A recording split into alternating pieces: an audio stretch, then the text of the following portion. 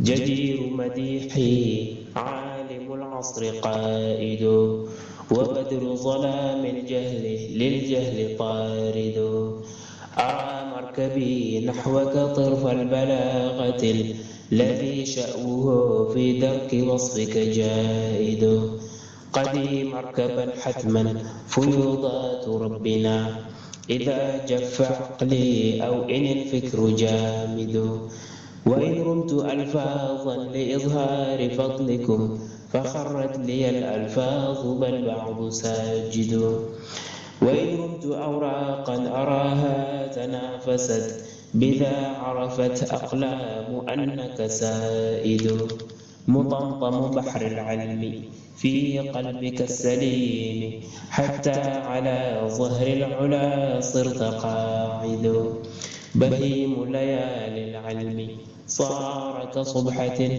لتبيانكم غرا وحتى الأساود فتاويك قار للمسائل مطفئ صلاء لها للجاهلين مرافد. بسم الله الرحمن الرحيم الحمد لله رب العالمين والصلاة والسلام على أشرف المرسلين سيد الأولين والآخرين سيدنا وحبيبنا وشفيعنا ونبينا ومولانا محمد وعلى آله وصحبه أجمعين ورضي الله تبارك وتعالى عن حب العارفين وإمام الصديقين أبي العباس أحمد بن محمد التجاني وخلفائه المهتدين وأهل طريقته الفائزين الرابحين أما بعد قال سيدي العلامة العارف بالله الخليفة المعظم والشيخ الأكبر والكبريت الأحمر المجاهد الأشهر شيخ سيدي الحاج عمر بن سعيد الفوتي الطوري القدوي رضي الله تعالى عنه وأرضاه وعنا به في كتابه النفيس رمى حزب الرحيم على نحور حزب الرجيم بالإسناد المتصل في أول الكتاب إليه والفصل السابع والأربعون في إعلامهم أنه يجب عليهم طاعة المقدمين في إعطاء الورد ويحرم عليهم مخالفتهم إلى آخره. Donc, nous étions toujours sur l'énumération, sur le préambule du livre de remarques, donc les lances, et nous étions toujours sur l'énumération des chapitres. Nous étions arrivés au terme du 46e chapitre où Cheikh Al-Hajj Omar radiyallahu ta'ala anhu avait a mis en place, le chapitre qu'il a mis en place pour répondre ou prendre la défense de Sayyidina Cheikh Ahmed Tidjani radiyallahu ta'ala anhu sur des questions diverses, que Cheikh Ahmed Tidjani radiyallahu ta'ala anhu a pris les réponses de la part du prophète sallallahu alayhi wa sallam directement et sans intermédiaire, et donc il n'existe aucune parmi ces questions et aucun parmi ces sujets sans qu'ils contiennent d'innombrables secrets et mérites et faveurs, et dont seul Allah subhanahu wa ta'ala, qui est son maître généreux et donateur, qui lui donc est donc son ancêtre, le prophète sallallahu alayhi wa sallam, le favorisant, alayhi minallah afdal salatu wassalam. Et donc ces questions sont des questions dont certains qui n'ont pas de part de la science et qui essayent de contredire ou de dénigrer Cheikh Ahmed Tidjani radiyallahu ta'ala sur cela. Et donc, comme nous l'avions vu lors de la séance précédente, ce sont certaines questions dont, comme la récitation de la basmala au début de la Fatiha, comme le fait de donner hadiya au prophète sallallahu alayhi wa sallam de nos œuvres, comme le fait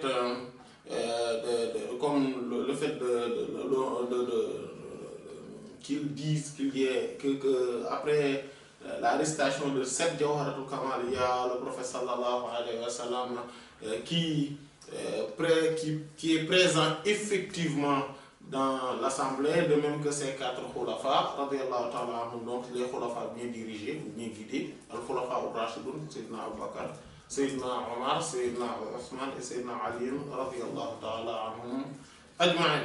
Et la plupart, donc, c'est pour la plupart, ce sont ces questions. Il y en a d'autres également qu'il a citées. D'autres ne sont pas citées, mais il y a plusieurs questions où Cheikh Ahmed Tidiane trouve parfois des dénégateurs ou des contestateurs. Voilà. Et donc Cheikh Omar en tant que khalife donc, de Cheikh Ahmed Tidiane a pris sa défense. Et c'est la chose la plus normale auprès de la part d'un disciple. Voilà, de la part d'un disciple. C'est pour cela qu'il y a qu'il est aussi grave, aussi c'est important de le dire, de le souligner ici, qu'il est grave et qu'il est dangereux de voir quelqu'un dénigrer Cheikh Ahmed Tidiane, c'est-à-dire notre maître, Cheikh Ahmed Tidiane, et qu'on soit là sans prendre aucune défense, parce que cela pourrait cela pourrait avoir des effets et des conséquences extrêmement néfastes pour ce disciple.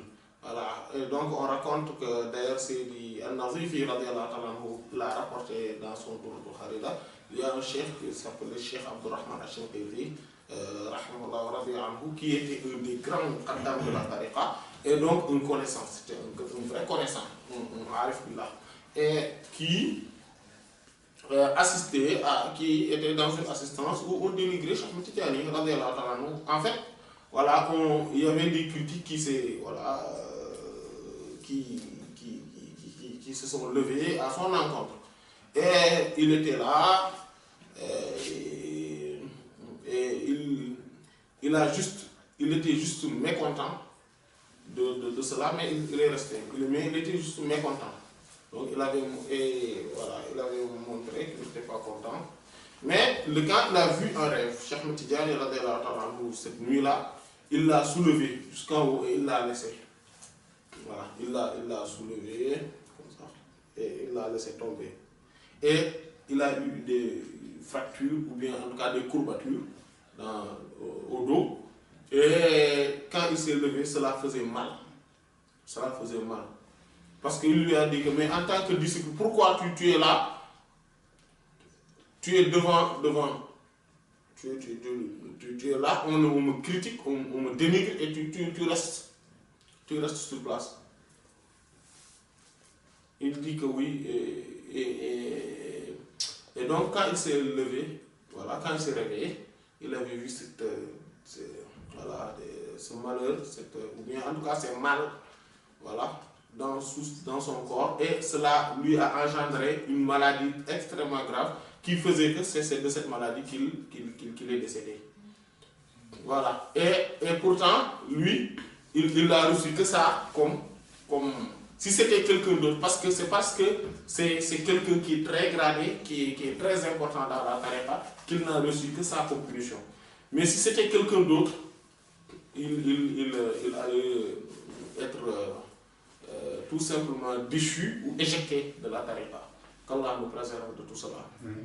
Voilà. C'est parce que aussi il est grave de voir quelqu'un contester, ou dénigrer, ou parler du mal sur Cheikh Ahmed Tidiane et qu'on reste comme ça, sans rien dire, voilà, sans montrer aucun désaccord. Voilà, beaucoup parmi, qu'Allah nous préserve, maintenant il y en a beaucoup qui, même en rigolent, voilà, rigole en disant que, comme voilà, c'est-à-dire que, hein?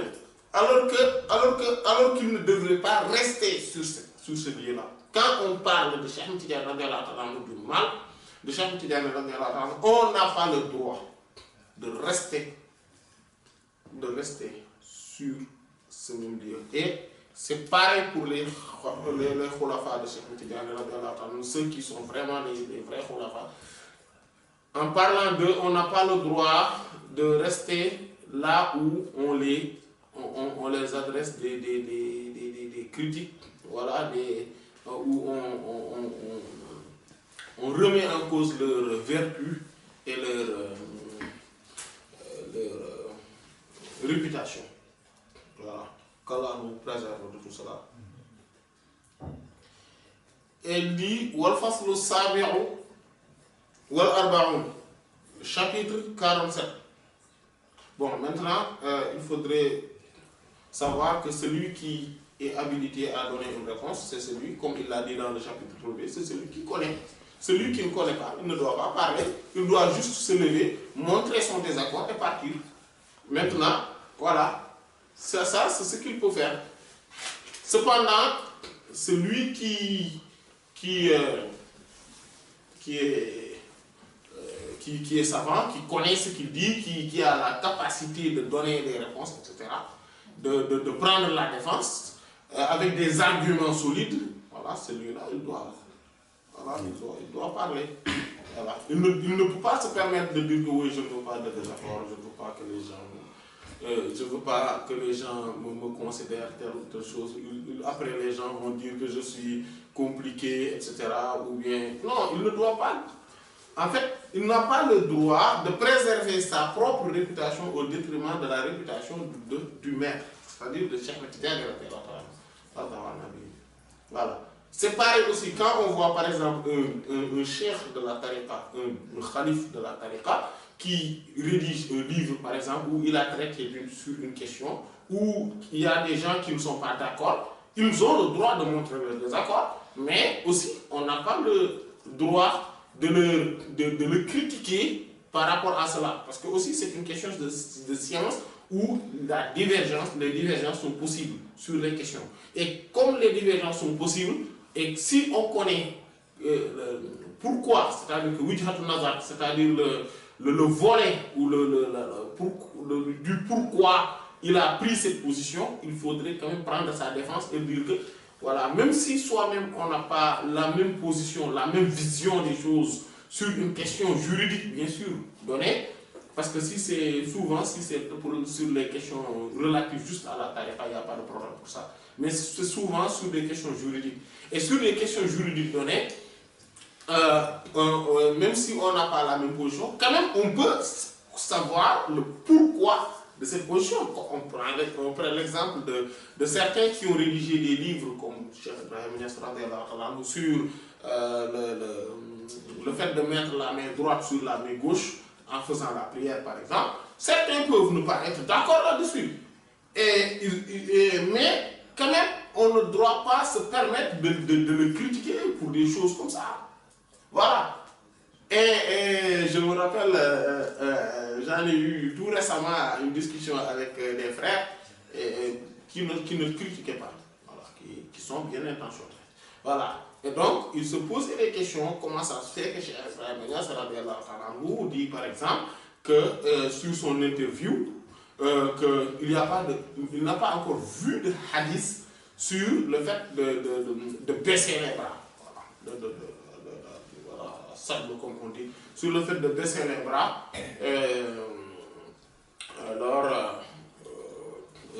lors de la prière. Voilà. Et il dit que voilà,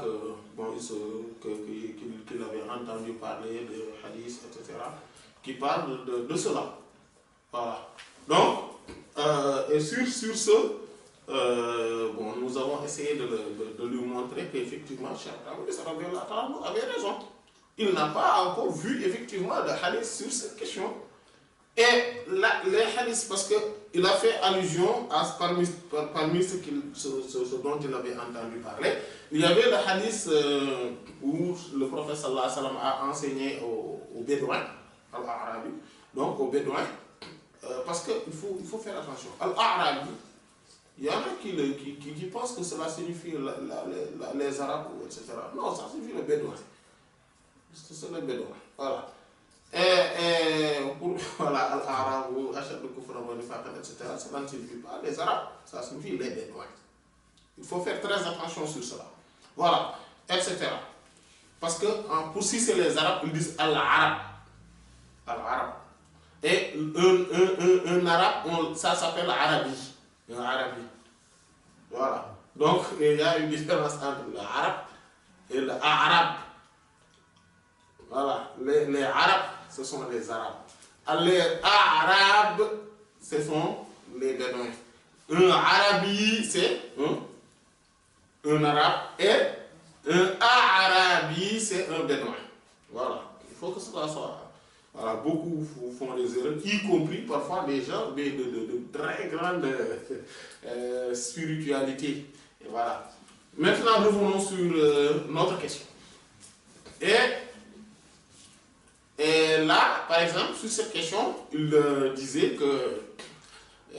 Donc, il a fait allusion donc, à ce hadith dont il a entendu parler, où donc, le prophète sallallahu alayhi wa sallam enseignait aux Bédouins la façon de faire la prière. Donc, c'est le hadith de Sayyidina Rifa'at ibn Rafi', ce célèbre hadith. Et d'ailleurs, qui est rapporté par Sayyidina Abu Hurayra également, etc.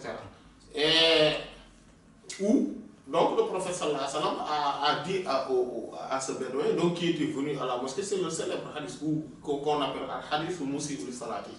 Donc le hadith de celui qui avait mal agi dans sa prière. Voilà. Il est venu dans la mosquée, il a fait deux rakas, mais très rapidement, et il vient saluer le prophète sallallahu alayhi wa sallam. Le prophète sallallahu alayhi wa sallam lui dit vas-y et fais la prière parce que tu n'as pas fait la prière.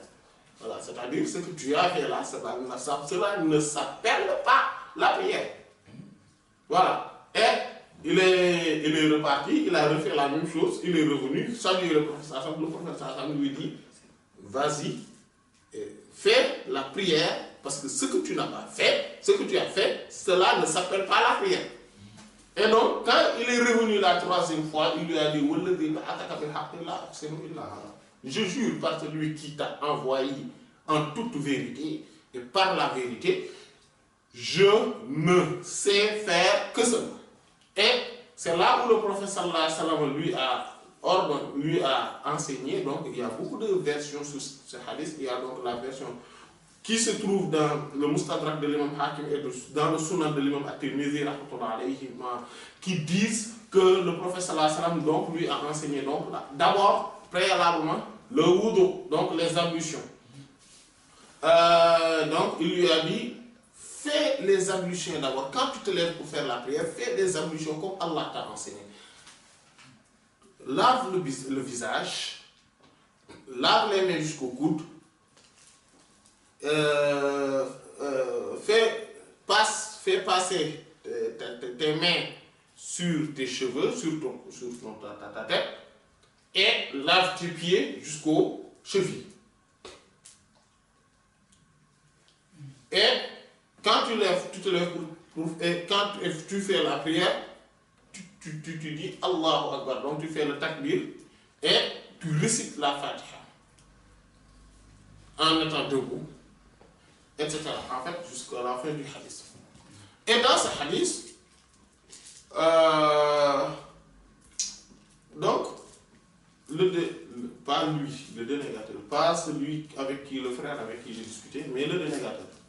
Le dénégateur, selon lui, ce hadith montre que le prophète sallallahu alayhi wa sallam avait donc demandé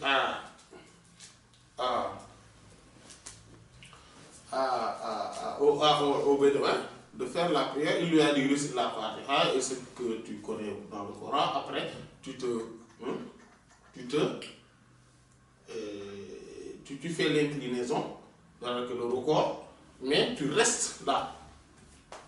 Tu restes sur ta position là, jusqu'à ce que tu saches bien, jusqu'à ce que tu restes vraiment un moment.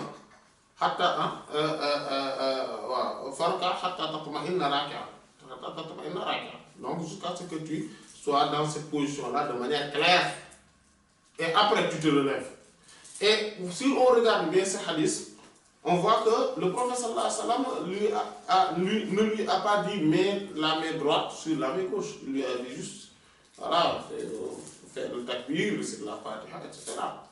Voilà, c'est parmi ces hadiths-là, effectivement, les Malikis prennent ces hadiths comme argument, mais cela ne suffit pas seulement, c'est-à-dire que ce hadith seul ne suffit pas comme argument pour dire que le prophète sallallahu alayhi wa sallam, ou bien dans la prière, que ce hadith montre que le prophète sallallahu alayhi wa sallam avait ordonné le fait de baisser les mains. Pourquoi? Parce que tout simplement, zikrul adamu zikr laysa zikrul adam. C'est cette règle de fiqh qui consiste à dire que le fait de ne pas mentionner une chose ne signifie pas la mention de son inexistence. Voilà. Le fait que je dise que, oui, quelqu'un m'appelle au téléphone, qui est là? Je dis, il y a Mouchetel, il y a Mouchetel, etc. Et je me tais. Ça ne veut pas dire que madame, etc. ne sont pas là. C'est juste, par exemple, quand je commence à énumérer les pays ou les villes où je suis allé, je dis oui, je suis allé dans telle ville, dans telle ville, dans telle ville, dans telle ville. Et je me tais, cela ne veut pas dire qu'il n'y a que dans ces villes-là que je suis allé. Le fait de dénoncer certaines choses, de nominer ou bien d'énumérer certaines choses, ne signifie pas que, ou bien le fait de ne pas mentionner une chose ne signifie pas la mention de son inexistence. Voilà. Et il y a d'autres choses dans ce hadith. C'est que le prophète sallallahu alayhi wa sallam avait un objectif essentiel dans ce hadith qu'il a enseigné à ce bédouin. C'est le fait que quand il fait la prière, il faudrait qu'il le fasse bien. C'est-à-dire qu'il ne faudrait pas qu'il le fasse rapidement. Et donc, c'est pour cela qu'on voit que dans toutes les positions de la prière, dans ce hadith, le prophète sallallahu alayhi wa sallam insiste bien sur le fait qu'il faut rester dans cette position jusqu'à ce que tu sois vraiment resté dans cette position-là. Voilà. Maintenant, il lui enseigne aussi parce qu'il regarde aussi selon celui qui est en face, qu'est-ce qu'il va lui dire. Par exemple, il ne l'a pas tout dit. Par exemple, rien que dans les ablutions, il ne lui a pas dit comment faire les ablutions de A à Z. Il lui a juste dit des choses qui ne peuvent pas manquer dans une ablution. Il lui a dit, lave le visage. Ouais. Il ne lui a pas dit, lave les mains 3 fois. Reste la bouche et le nez, etc. Il ne lui a pas dit ça. Il lui a dit juste lave le visage et lave, voilà, donc tes mains jusqu'au coude. Il ne lui a pas parlé du fait de rincer ou bien de faire passer les mains sur les oreilles, etc. Donc, on voit bien que le professeur Hassan ne lui a pas tout dit. Maintenant, le fait qu'il ne lui ait pas dit cela ne veut pas dire que cela ne fait pas partie des ablutions. Voilà. Bon, après, il y a aussi l'autre hadith où il n'a pas cité, mais je lui dis quand même que c'est un hadith que certains, j'ai entendu certains qui critiquaient Cheikh Ibrahim sur ce point en disant que oui, ils ne connaissaient pas le hadith, etc. Tout ça. Mais, parce que eux-mêmes, ils ne connaissent pas ce hadith parce qu'ils l'ont appris. Ils l'ont vu juste dans un livre. C'est Halul Masail, c'est le livre qui faisait le charh de Mukhtasar de Rahmatullah alayhi. Et donc ils disent que c'est le hadith de Sayyidina Mu'adh ibn Jabal radiyallahu anhu qui dit que sallaytu khalfa Rasulullah sallallahu alayhi wa sallam fara'aytuhu yukabbiru wa arsala yadayhi. Donc j'ai prié derrière le prophète sallallahu alayhi wa sallam. Et il a fait le takbir et il a baissé ses mains. Et c'est ce hadith-là qui disent que oui, si lui il était savant, il aurait dû connaître ce hadith, etc. Alors qu'ils ne savent pas que en fait, quand Imam At-Tabarani a rapporté ce hadith, il a juste rapporté en bas ce même hadith, mais il a rajouté une chose qui est importante dans ce hadith. Et parce que quoi? Et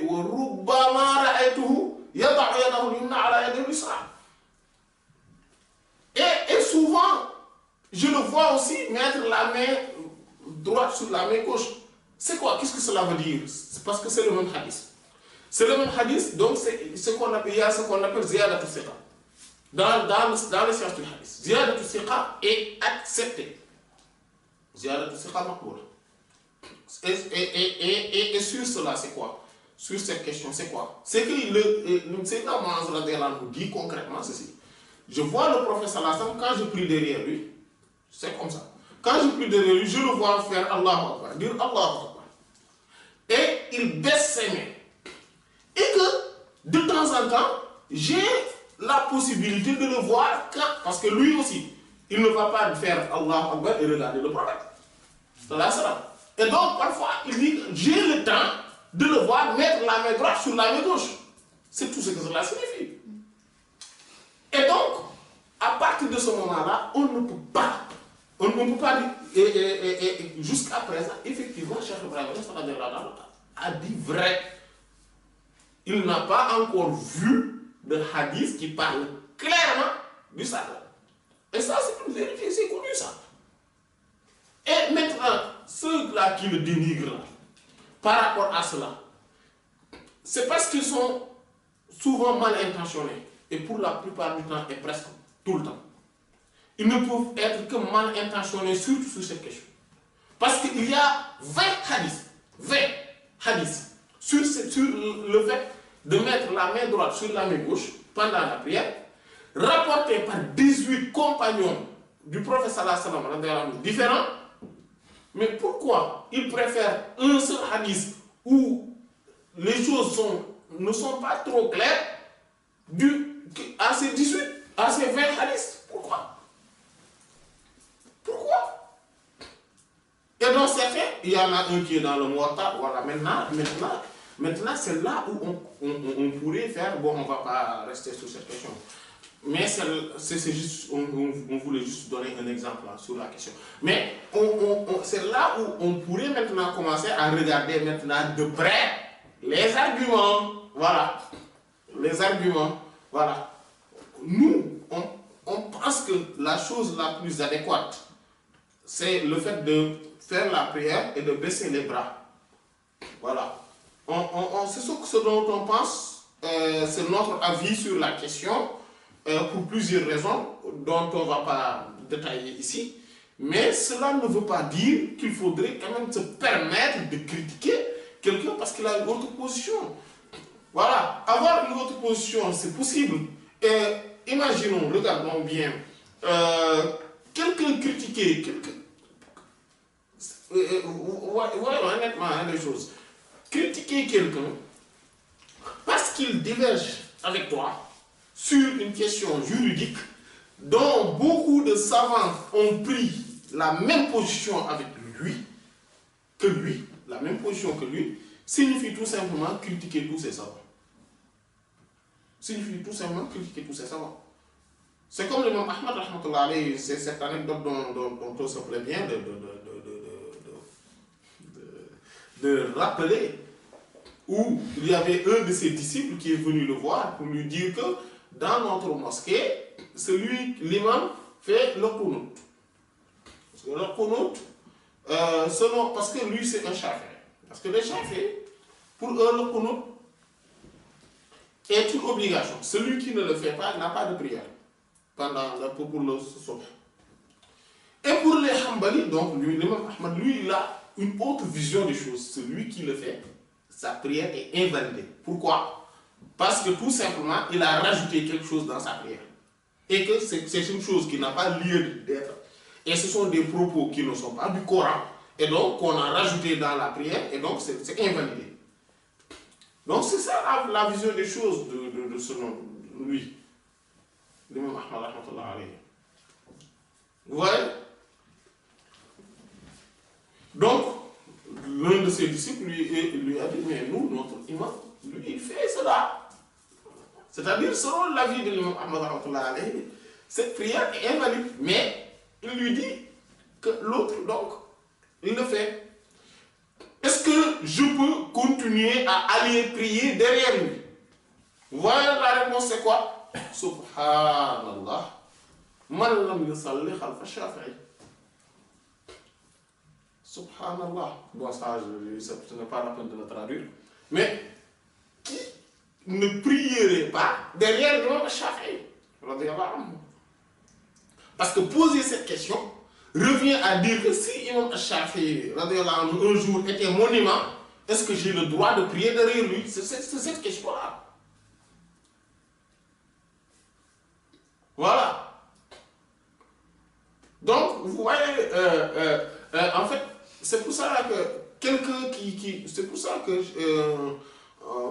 on l'avait vu dans les chapitres 7, 8, 9, 10, 11. Ce sont des groupes de chapitres qui permettent à avoir cette ouverture d'esprit dans les choses, voilà, dans la science. Voilà. Et c'est pour cela qu'il s'est attelé sur ces questions-là, surtout sur le chapitre 8, où il faut avoir, et sur le chapitre 7 également, où il faut avoir, bon, même en fait, c'est tout le groupe de ces chapitres-là, le chapitre 9 aussi. Il faut avoir une ouverture d'esprit par rapport à cela. Il ne faudrait pas être hermétique, contigu, ne penser, ne voir que le bout de son nez. Et voilà, il faut quand même avoir une vision plus large des choses et savoir que la communauté, l'islam ne s'arrête pas à toi et à ton maître. Voilà. C'est ça, c'est ce qu'il faut savoir aussi. Et c'est important. Personne n'a le monopole de la science. Personne n'a. Personne. Il n'y a que le prophète, sallallahu alayhi wa sallam, qui est la référence ultime. Et c'est fini. C'est lui le summum de la science, Muntahal al-Ilm. C'est lui. À part lui, voilà, tous les autres sont en dessous de lui. Et personne ne peut prétendre détenir toute la science. Allah subhanahu wa ta'ala dit et au-dessus de tout détenteur de science, il y a un savant. Oui, personne ne peut dire que telle personne est arrivée au niveau de la science, au sommet, que c'est impossible de le dépasser. C'est faux. Celui qui le dit, il n'a pas dit vrai. La vérité, c'est que au-dessus de chaque savant, il y a un savant. C'est ce que Allah a dit. Et le prophète sallallahu alayhi wa sallam est le savant ultime. Maintenant, il y a une chose qui est importante sur cette question-là. Ce n'est pas parce que, et d'ailleurs je l'ai dit à ce frère-là, ce n'est pas parce que, par exemple, maintenant revenons sur la même question. Supposons qu'effectivement il y avait un hadith qui parle de sable, qui est clair et qui est même daïf, parce que Cheikh Ibrahim c'est le défi qu'il avait dit, un hadith même daïf. Quelqu'un qui me l'avait, je lui donne dans ma bibliothèque. Mais effectivement, supposons qu'il y avait effectivement un hadith là-dessus, et un hadith même authentique. On ne parle pas de date, authentique. Et que Cheikh Ibrahim ne l'avait pas vu. On suppose cela. Mais cela n'enlève en rien le fait qu'il soit un savant. C'est pas parce que parce que quelqu'un ne peut pas dire que je connais tout. Non, on ne peut pas connaître tout. On a des choses qu'on connaît et il y a des choses qu'on ignore. Et forcément, c'est ça, et c'est le cas de tout le monde. Voilà, il ne faudrait pas qu'on soit aussi fanatique pour dire qu'il y a une personne dans ce monde qui connaît tout. Il n'y en a pas. Cela n'existe pas. Il y a le professeur sallallahu alayhi wa sallam qui est la sommité de la science, et c'est lui, c'est fini. Tous les autres sont au-dessous de lui. Eh bien sûr, Sayyidina Abu Bakr radiyallahu ta'ala anhu, pourtant il était. Mais qui détient plus de connaissances que Sayyidina Abu Bakr radiyallahu ta'ala? Qui? Personne. Personne ne détient plus de science que Sayyidina Abu Bakr radiyallahu ta'ala anhu. Et jusqu'à ce qu'il quitte notre monde exotérique, radiyallahu ta'ala anhu, il ne connaissait pas. Qu'est-ce que cela veut dire, Kalala? Il dit que j'ai posé question à le professeur Hassan. Je lui ai dit, mais j'ai posé la question au professeur Hassan 3 fois. Je lui ai dit, c'est quoi Kalala? Il me dit, Alayka bi ayati saif.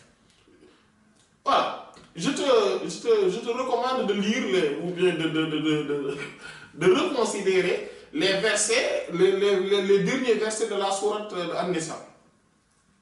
Yas'alunaka 'anil kalala. C'est ce verset qui commence par. Hein? Alors que le kalala, c'est juste celui qui n'a pas d'ascendant et de descendant. C'est ça.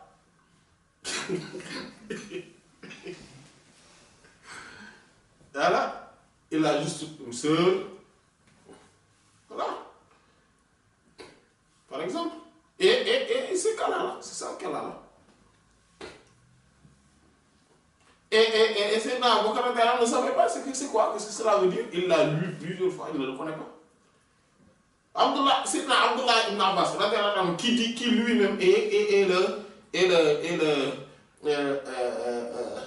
Habrul Ummah, Turjuman al-Qur'an. C'est l'érudit de cette communauté. Et c'est l'interprète par excellence du Coran. Lui, il dit qu'il y a Abba, Wafaki Hatano Abba. Il dit que Abba, je ne connais pas, qu'est-ce que cela veut signifier, je ne le connaissais pas. Jusqu'à ce qu'un bédouin est venu et il a dit qu'il parlait, il disait que Abba c'était, et il m'a donné la traduction, que c'était les herbes qui ne donnent pas de fruits. Ou bien les fruits, en tout cas qu'on ne mange pas. Voilà, qui donnaient des fruits mais qu'on ne le mange pas. Et c'était ça Abba. Même si Ibn Abbas lui-même, il ne connaissait pas le fait que si le père n'est pas là, que le grand-père peut hériter. Et il va hériter du sixième. Et il y a parmi les compagnons du professeur Sallam qui était un enfant à l'époque. Parmi eux, relativement bien sûr, c'est Muhammad ibn Maslama qui lui a dit non mais qui l'a trouvé étourdi devant cette question, qui lui a dit que mais le professeur Sallam a dit que Al-Jadd, c'est-à-dire le grand-père, va hériter du sixième si le père n'est pas là. Etc. Sayyidina Omar, qui est le plus savant de cette communauté, le plus grand homme de cette communauté après Sayyidina Abubakar, personne, strictement personne, aucun cheikh, aucun maître ne peut se valoir d'être le cheveu de Sayyidina Omar, d'avoir sa valeur, personne. Sayyidina Omar. Et pourtant, il y a par exemple une question sur le fait que quand quelqu'un vient, il sonne 3 fois, et quand on ne le répond pas, il doit repartir. En fait, qu'ils disent que Assalamu alaikum 3 fois, quand on ne le répond pas, il doit repartir. Il ne le savait pas. C'est quand Abu Musa al-Ash'ari est venu, et il a dit Assalamu alaikum, donc il s'est montré que c'était lui ici, dans la maison, devant, et que il ne l'a pas répondu et qu'il est parti, il est sorti pour le retrouver. Il lui dit que mais pourquoi tu es parti? Il dit que mais c'est parce que j'ai dit ça, je me suis fait entendre 3 fois, on ne m'a pas répondu, je suis parti. Il lui dit mais qui te l'a dit ça? Il dit que c'est le prophète sallallahu alayhi wa sallam qui l'a dit. Il dit ah bon? Maintenant, tu oses dire des choses fausses sur le dos du prophète. Ça va, attends. Il lui dit non, mais on demande, on va questionner. Quand ils sont allés voir pour questionner les Ansari, ils ont dit mais nous, on va envoyer le plus jeune parmi nous, c'est lui qui va lui répondre. Nous, les personnes âgées, on ne va pas se lever pour le répondre sur ces questions. On va amener le plus jeune parmi nous, c'est lui qui va aller le répondre. Et on a envoyé Sayyidina Abu Sa'id al-Khudri, qui est allé lui dire, mais le prophète l'a dit, bien sûr. Il ne le savait pas. Voilà. On ne peut pas se permettre, on ne peut pas on ne peut pas se dire qu'on connaît tout. Quelqu'un qui dit que je connais tout, un jour viendra où le monde entier saura qu'il ne connaît pas tout. Personne ne connaît tout. D'ailleurs, c'est pour cela qu'on dit que Nesful Almila Adri, la moitié de la science, c'est quoi? Je ne connais pas. C'est pour ça, c'est dit Abdullah ibn Hajj Ibrahim al-Shinqiti, dans son Marat al-Saoud, il dit فَالْكُلُّ مِنْ أَهْلِ النَّوَاحِ الْأَرْبَعَةِ يَقُولُ لَا أَدْرِي فَكُنْ مُتَّبِعًا. Voilà, chacun parmi les gens des 4 écoles connues, on l'a posé des questions, il dit que je ne connais pas. Abdullah ibn Wahb, al-Imam rahmatullah alayhi, a dit que moi, j'ai vécu avec l'imam Malik, rahimahullah, pendant, parce que lui, il a vécu avec l'imam Malik rahmatullah pendant presque 30 ans, en plus de la vingtaine. Il a dit, si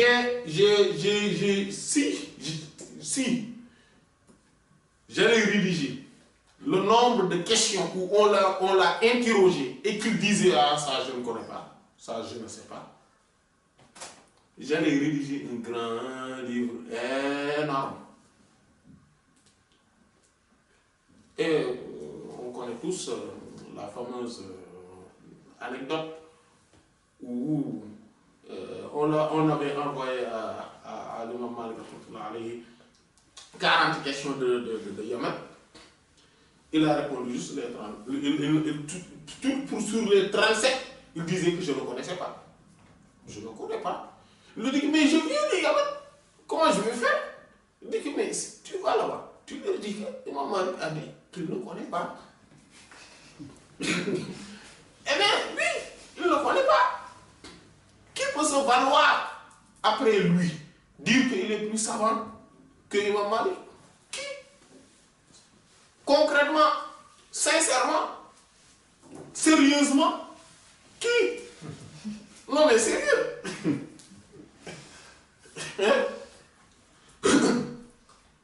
Voilà. Imam Abu Hanifa, il y a 8 questions précisément dont on lui a questionné. Il disait que mais je ne connais pas. Je ne connais pas la réponse. Imam Shafi aussi, Imam Ahmed, etc. Voilà. C'est ça. Personne ne peut se dire que je connais tout. Personne ne peut le dire. Même s'ils ont accès à la source même de la science, c'est-à-dire le prophète, sallallahu alayhi wa sallam. Même quelqu'un qui a accès au prophète, sallallahu alayhi wa sallam, surtout, et un jour viendra, il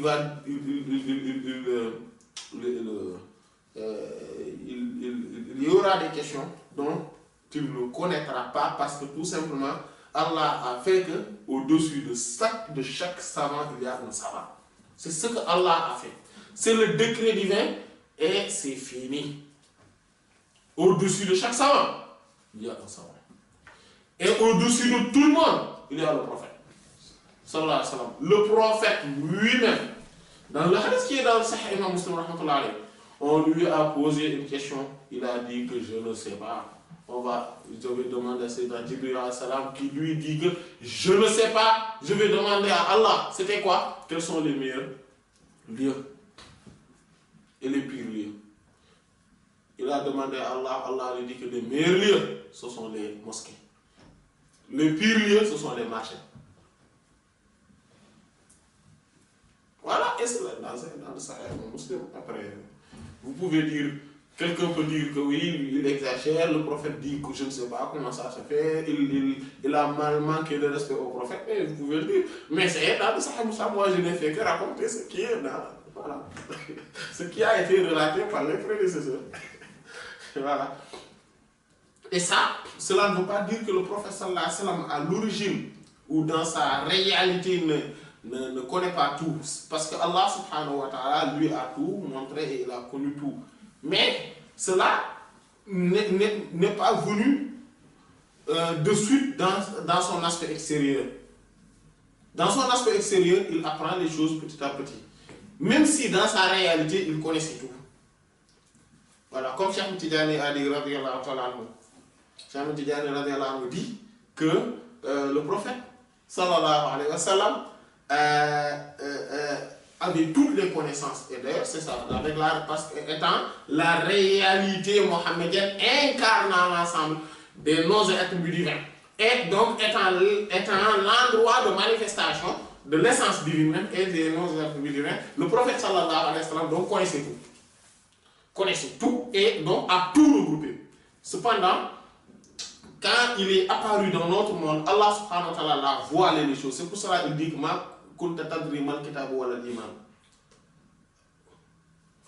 vous voyez, c'est ça, c'est pour ça qu'il lui disait que je ne connaissais pas. Voilà, que Allah lui dit que tu ne connaissais pas. Voilà, le livre, etc. Parce que Allah subhanahu wa ta'ala a voilé cela. Parce que pourquoi? Parce que s'il, comme il dit, laqad labistum fikum sinina, mais je suis resté avec vous pendant des années, vous l'aimez quoi? Que je ne disais pas ce que je suis en train de dire là. Jusqu'à l'âge de 40 ans, je ne disais pas ça. Je ne parlais pas du Coran. Pourquoi? Parce que s'il le faisait, il allait dire que oui, de toute façon, depuis que tu es né, tu nous parles de ça. Donc, voilà.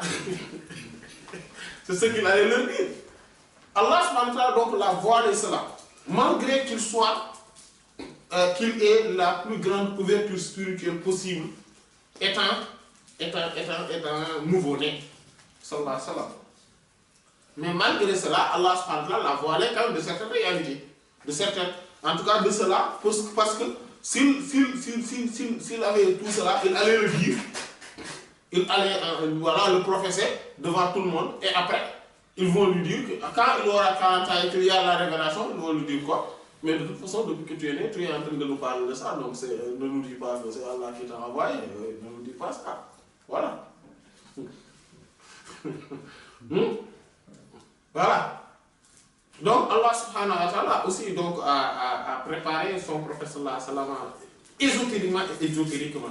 Voilà, maintenant cela et que petit à petit, le prophète sallallahu alayhi wa sallam donc avait ce dévoilement et à chaque fois il voyait des choses, il connaissait des choses. Et d'ailleurs, la preuve en est que c'est le hadith Shafa.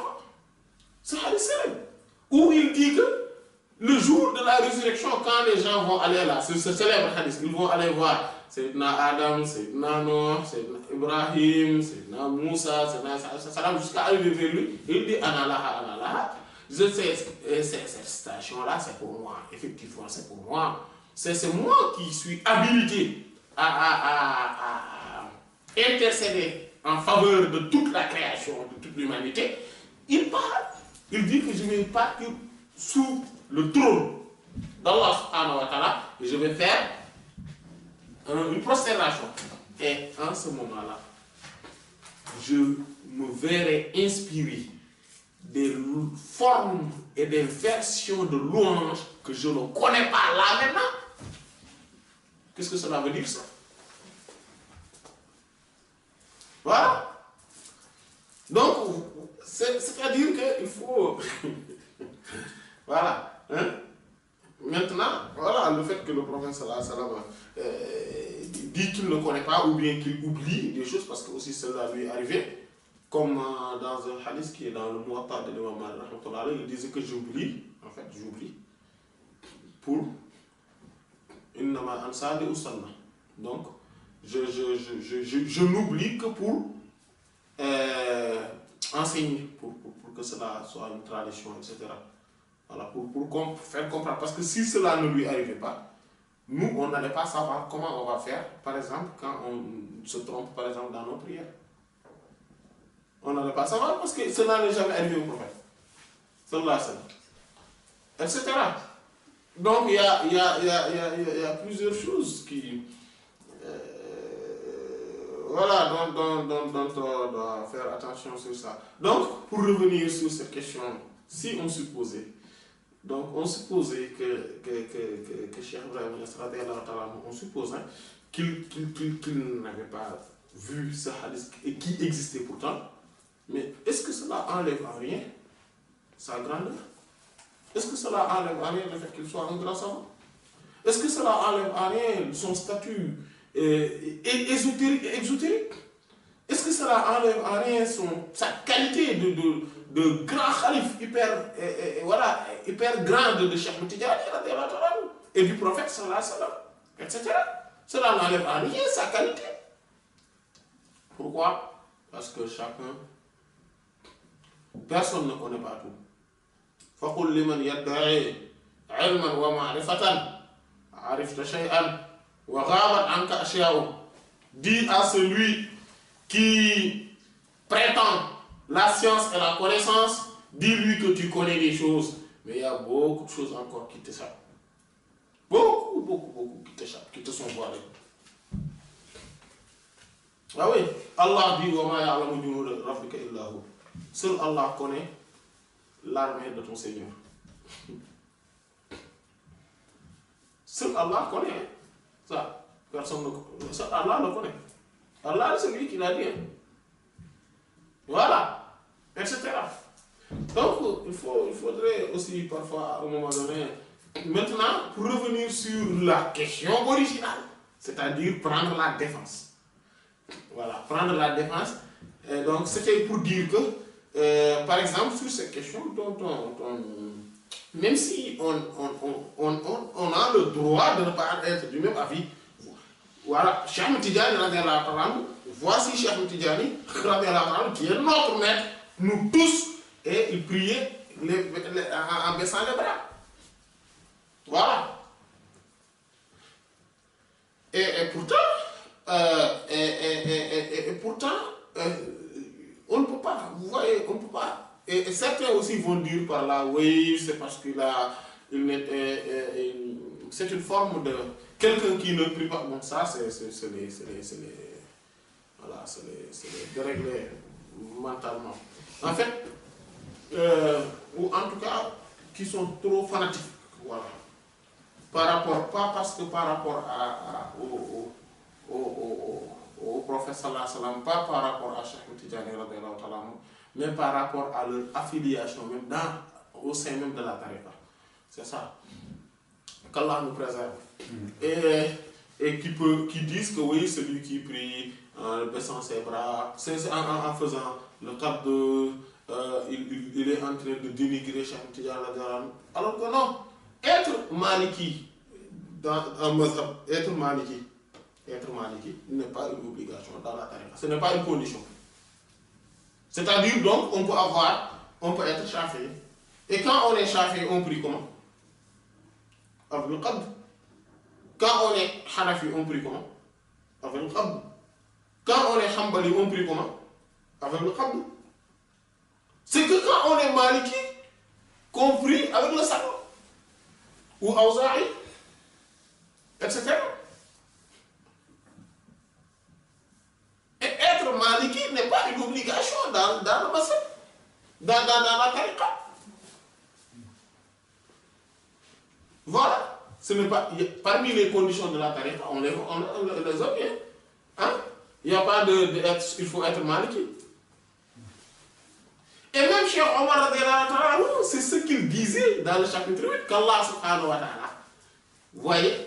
C'est ce qu'il a dit. Vous voyez? Il dit que le chapitre 8, l'intitulé, c'est quoi? Allah subhanahu wa ta'ala n'a obligé personne de suivre aucune école. Parmi les écoles de nos maîtres, le geste.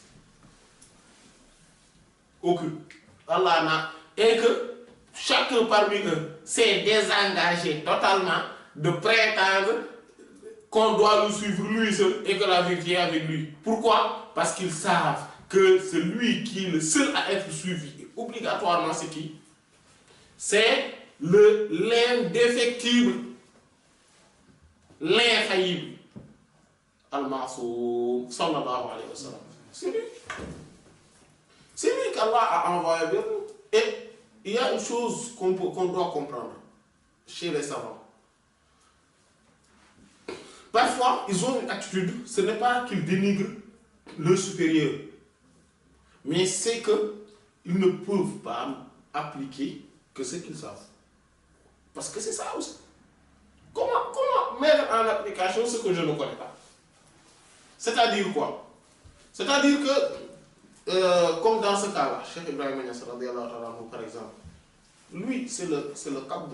C'est le qabd qu'il voit et qu'il adopte comme avis juridique, vu que c'est l'argument qui le convainc.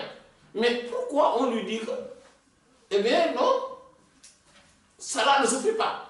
Il faut pêcher les bras. Pourquoi? Sous quel nom? Parce que c'est l'argument. Et d'ailleurs, je l'ai dit au frère l'autre jour, je lui ai dit, mais imaginez ceux qui disent cela. Et pourtant, ils ont vu quelqu'un d'autre près d'eux qui le faisait. Hein. Et ils ne le critiquent jamais pour ça. Cheikh Mohamed Hadi Touré, lui aussi il faisait ça, non? Mais pourquoi il préfère dire que non, lui c'est pas normal, et pour lui il ne dit rien? Pourquoi? Pourquoi? Voilà, qu'Allah nous préserve de l'esprit partisan. Voilà. De l'esprit partisan. Voilà. Et que dans cette tariqa, il faut savoir une chose. Dans cette tariqa, tous les khulafas valent. Tous les khulafas valent. C'est-à-dire que chaque khalif a le droit que Cheikh Tidiane a sur nous. Mais je ne parle pas des khalifs de la maison. Hein. Ça, c'est un khalif administratif. Il faut savoir ça. Et c'est cool. Quand quelqu'un, dans chaque famille, quand le plus âgé décède, c'est celui qui est le suivant, le plus âgé, qui est khalif de la maison. Ça, c'est connu. Et c'est partout, hein, c'est comme ça. Parce que c'est le seul critère objectif. Pour dire que c'est toi qui dois gérer les affaires courantes de cette maison. Donc, c'est lui le khalif après. Il est khalif, mais que dans ce sens. Donc, il va gérer les affaires courantes de la maison, c'est-à-dire qu'il va gérer les événements, il va être à la tête donc, des décisions, il va aussi se préoccuper, regarder comment les projets de la maison religieusement parlant, voir par exemple comment éditer les livres écrits par les prédécesseurs et par eux aussi. Comment faire pour aussi gérer les écoles coraniques et religieuses qui sont sous leur tutelle, etc. Donc il gère tout cela en tant que khalif. Et il gère aussi voilà, les disciples voilà, qui viennent à eux, etc. Donc il est là pour ça. Ce n'est pas, quand on parle d'administratif, ce n'est pas administratif comme si c'était comme le recteur de la mosquée. Je ne parle pas de cette façon, de cette administration-là. Voilà. Mais administratif, dans ce sens-là que j'ai expliqué. Mais le khalif de Cheikh Tidiane, c'est quelque chose d'autre. Ça n'a strictement rien à voir avec ça. Avec les khalifs des familles. Voilà. C'est pour ça que maintenant, nous, on voit chacun est khalif. Dans chaque maison, il y a. Maintenant, on voit, il y a rien que dans un petit pays comme le Sénégal, on peut compter environ plus de 1000 khalifs. Oui. Rien que dans un. Et partout, c'est comme ça. Hein? Voilà. Alors que le calife de Cheikh Tidiane, c'est le détenteur de ces lumières, ces secrets, qui sont en lui. L'incarnation de Cheikh Tidiane, aussi bien dans l'aspect extérieur que dans l'aspect intérieur. Et celui qui arrive à ce niveau-là, il impose les mêmes droits, il a les mêmes droits que Cheikh Tidiane a sur tous les disciples. Et d'ailleurs, il le dira. D'ailleurs, il l'avait dit dans le chapitre 29 que la différence entre le Muqaddam et le Khalif, c'est ça. Que le Khalif est le supérieur de tous. De tous. Celui qui l'a donné le wird et celui qui n'a pas donné le wird. Celui qui est son maître direct et celui qui ne l'est pas. Alors que le Muqaddam ne gère que ceux à qui il a donné le wird ou bien il est leur maître. C'est ça la différence. Donc tous les khalifs se valent. C'est pour ça que c'est ce que cela veut dire. Donc il faudrait avoir un respect inconditionnel envers eux, un amour indéfectible envers eux et une considération énorme et parfaite. Qu'ils soient vivants ou morts. Et c'est un point extrêmement important qu'il ne faut jamais négliger. Et celui qui néglige ce point-là risque de se voir éjecté en dehors de la tariqa sans pour autant pouvoir encore avoir la chance de revenir. Celui qui dit du mal de l'un parmi eux, c'est comme s'il a dit du mal directement de Cheikh Ahmed Tidjani.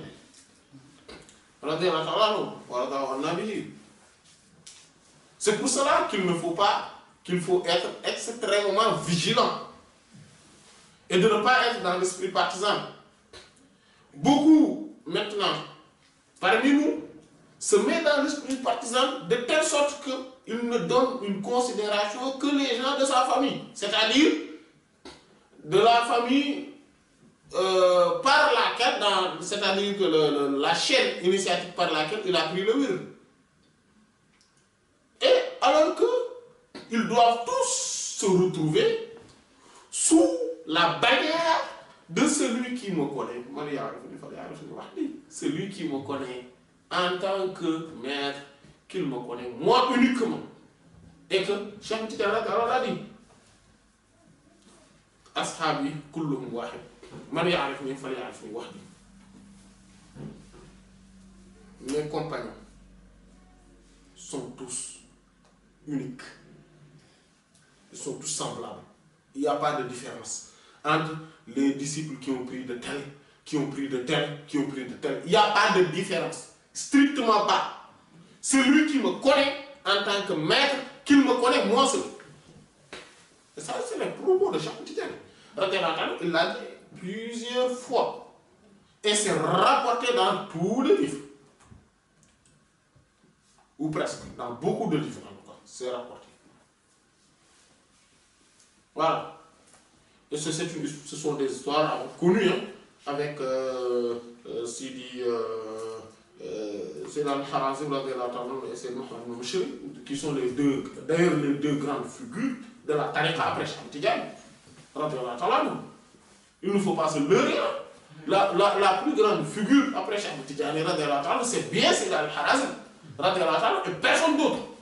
Et ça, c'est Cheikh Tidjani lui-même qui l'a dit, et que c'est le prophète sallallahu alayhi wa sallam qui l'a désigné. Ainsi, il ne faut pas se leurrer. La plus grande figure de cette tariqa, le plus grand khalif inégalé, c'est Sidi Al-Harazim. Et après lui, la plus grande figure, c'est Mohamed ibn Bishri. Qui, lui, dans cette tariqa, c'est le rédacteur de Al-Jami'a. Et lui, et donc les gens, ceux qui avaient pris le wird, parce qu'on avait parlé de ça, hein, de cela, je pense, sur ces séances-là. Oui, je ne sais pas si c'était en Wolof ou c'était des séances en français, où on a parlé de cela, parce que d'ailleurs, c'est Cheikh Omar lui-même, dans son isnad, il remonte le isnad parce qu'il dit qu'il a pris la tariqa lui-même de Sayyid Mohamed al-Ghali, qui lui l'a pris de Sayyid Mohamed ibn Mishri, qui lui l'a pris de Sayyid Al-Harazim, qui lui l'a pris de Sayyid Ahmed Tidjani. Et c'est avec cette chaîne-là qu'il a pris non seulement la tariqa Khalwatiya, mais aussi qu'il a pris la tariqa Tidjaniya. En fait, qu'il a renouvelé son wird de la tariqa Tidjaniya. Et que cette chaîne-là, pourtant, tous, ils connaissaient Cheikh Ahmed Tidjani. Mais pourquoi cet ordre? Ah oui. Et donc, ces deux-là,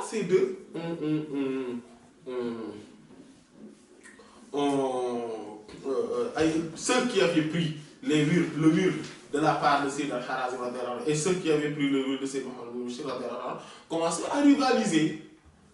Cheikh Ahmed Tidjani leur a dit que mes disciples sont tous uniques.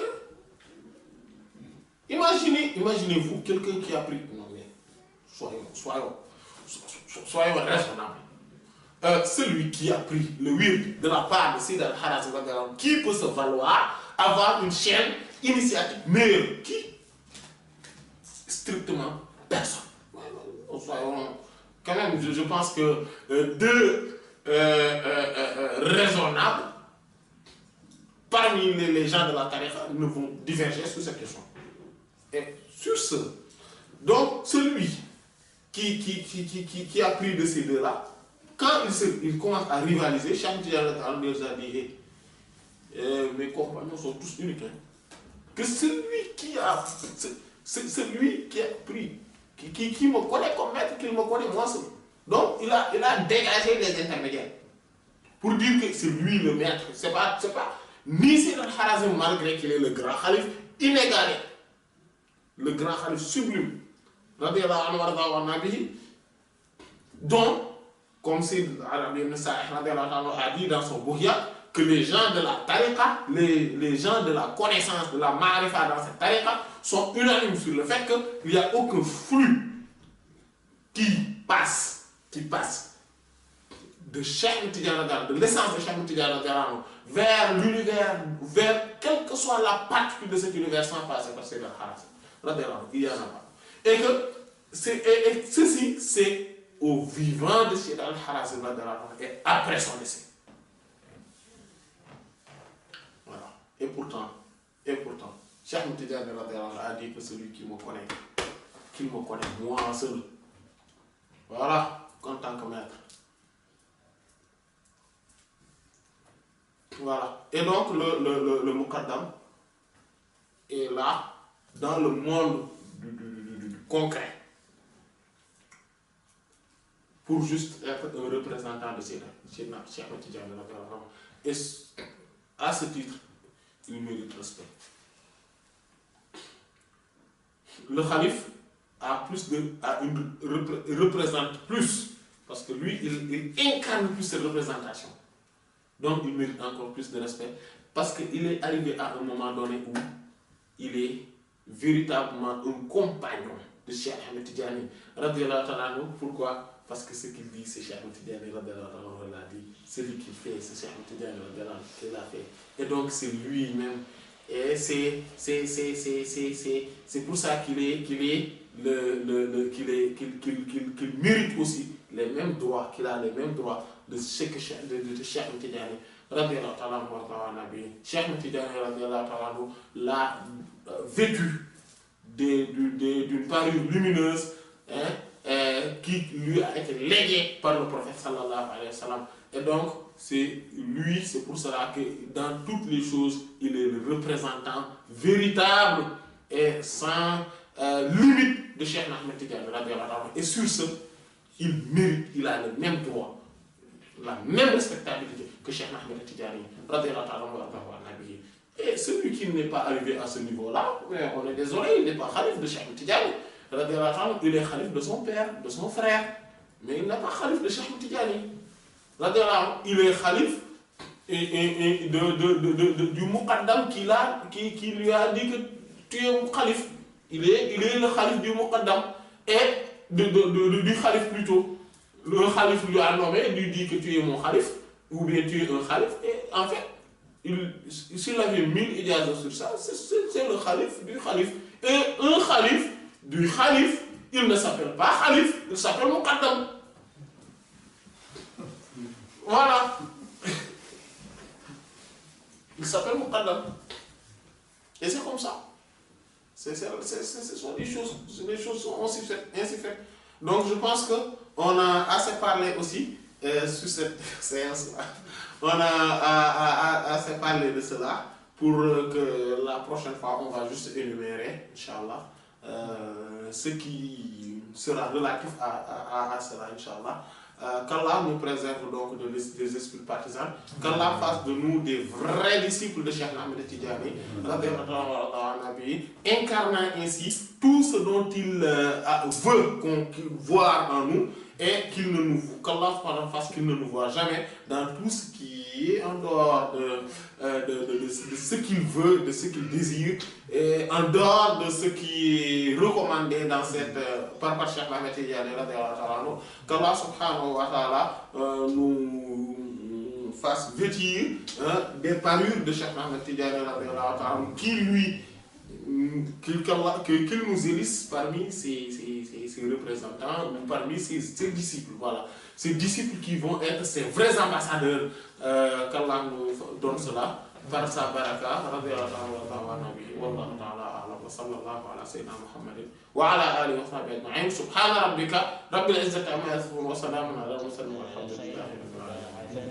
ومنكركم يشقى عن الحق حائد ولله وفيض الكتم نورا أحاطكم ويسقيك أنوارا وعمت أماجد وأسراره تسري كليث لفرهد على روحك الأصفى وظلت مكائد فما كثرت إلا عليك مدائحي وما حسنت إلا عليك المحامد وما لي بقول فيك إلا شهدته شهادة حق ليس فيه زوائد بل اسمك عنوان العلا فيك خالد محمد أنت المصطفى أنت